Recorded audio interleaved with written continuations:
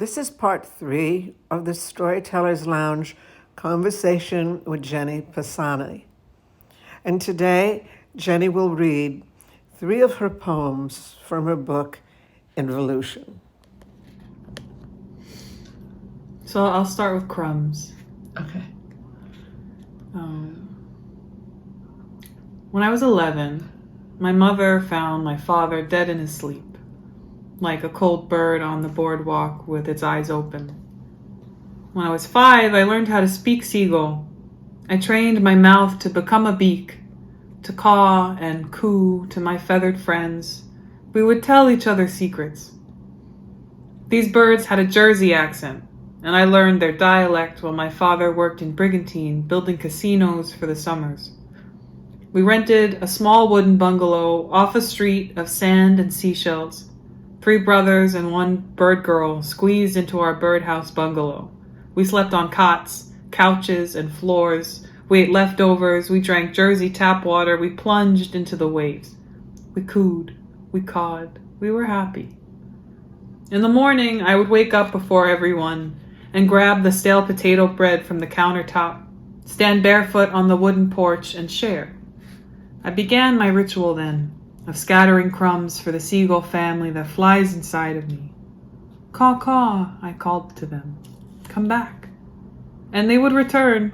Each morning, we would gather like birds on a telephone line, or like waves from the Pacific finally merging on the coast of the Atlantic, or like old men in a mall food cart on a Thursday morning. My father grew old enough to see the casino built, but never saw me become a woman. I am 31 now, and surrounded by gray and white feathers. In the morning, I bake fresh bread, and I always let half of it go stale.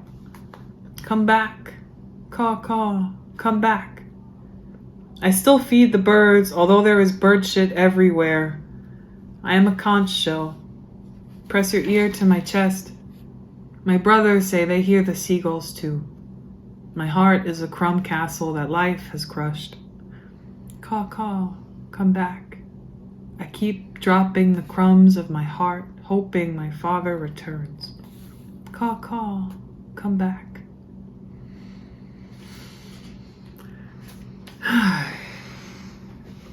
Yeah, that's a very specific poem that was from a real memory in time. Yeah, I'm glad you like that one.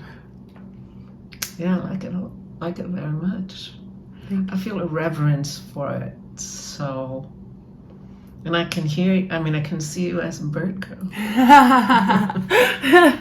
Yeah. Well, thank you. So I'll read this next one. I want to die in the corner store. I want to die many times and come back as many things. When I die, I want to come back as the corner store where people buy twisted teas at midnight. I'll be reborn as the deli guy and silently judge myself when I buy a twisted tea at midnight. I'll respawn as the little bell above the door and announce the aliveness of each person who rings me. I'll return as the last everything bagel, fully seasoned and waiting for you to pick me. I'll become the butter that melts on me. I want to be your lips with my butter on them. When I die, I'll be the bone in your knee that cracks when it rains, or the last inch of wine in a bottle good for one more pour. Maybe your mother's voice box when she sings, be the brush that shines a brown horse's mane, perhaps the $20 in your jacket pocket from last winter that you forgot about. I want to be the lighter at the bottom of the bag when you need it. When I die, I want to come back as another fleeting thing again and again. I want to be the soft moan between a kiss. To be a crocus bursting through the snow in February with all my green and purple. I'll become a tree, and then a notebook, and then a love note, and then ashes. I want to come back as the funny bone, and then come back again as the thing that hits the funny bone, or be a bruise you press and it feels good. I want to be the smile passed between strangers. I want to be the invisible magnet that pulls lovers towards each other. When I'm dead, I'm not sure if I want to come back. Or if I want to become the wind and move freely for once, to be everywhere and nowhere at all, to be the cool breeze before the rain, to have permission to kiss a stranger when I want to, and then be gone. Maybe I'm already the wind. Maybe I'm already dead. Maybe I've already died again and again and again. Maybe I've already come back as a new thing every day. I like that one. So maybe one more. I think, yeah, I'll do the other one that you mentioned, which I still struggle with this, but so please stop asking me how I am. This is inspired by Shakespeare's Sonnet 15. So please stop asking me how I am, because I can't give you an honest answer. I appreciate the consideration, but the question is inherently flawed because I am not who I was yesterday, or even this morning, or by the time you have asked me the question itself, I have already died and been reborn 1,000 times. But if I could answer you in the true moment of questioning, I would tell you that I am perfect in this present, right now. But in the passing moment, in the anywhere but now, the true answer to your question is I'm not all right. And I highly fucking doubt that you are fine either. Instead, my brave and honest answer would be that the void in me wants to swallow this entire world whole. I won't tell you that the voltage in me is being slowly turned up and waiting to explode.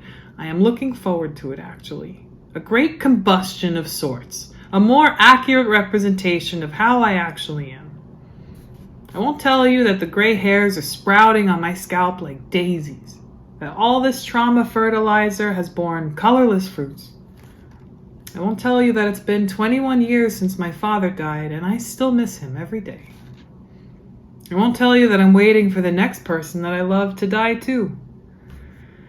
Instead, I will say, I'm all right, with a half and friendly smile, and I know you know to not ask further. And when I ask in return, how are you?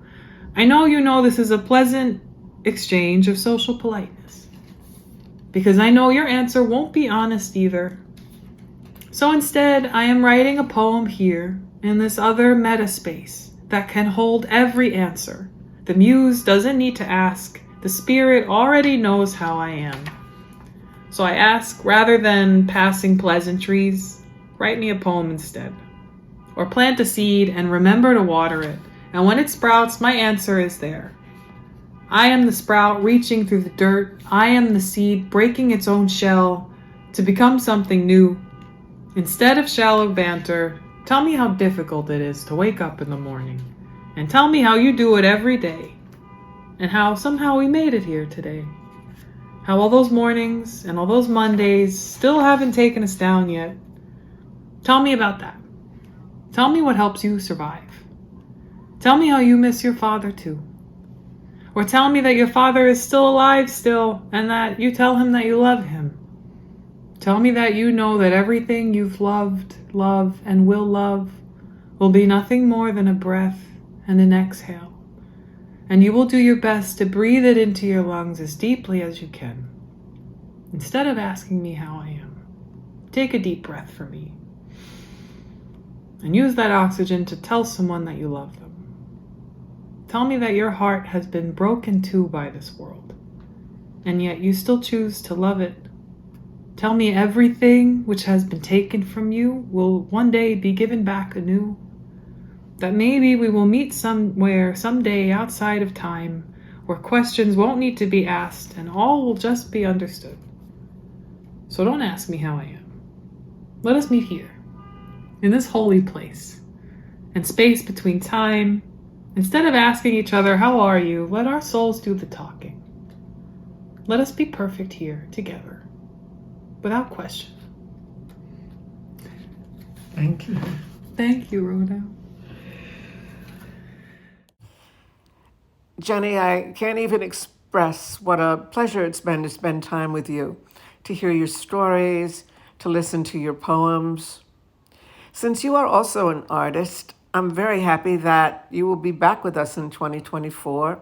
We will look at your art, take a tour of the murals that you have created, and possibly listen to some of your songs. This is Rhoda Pierce for the Storyteller's Lounge. Thank you for listening.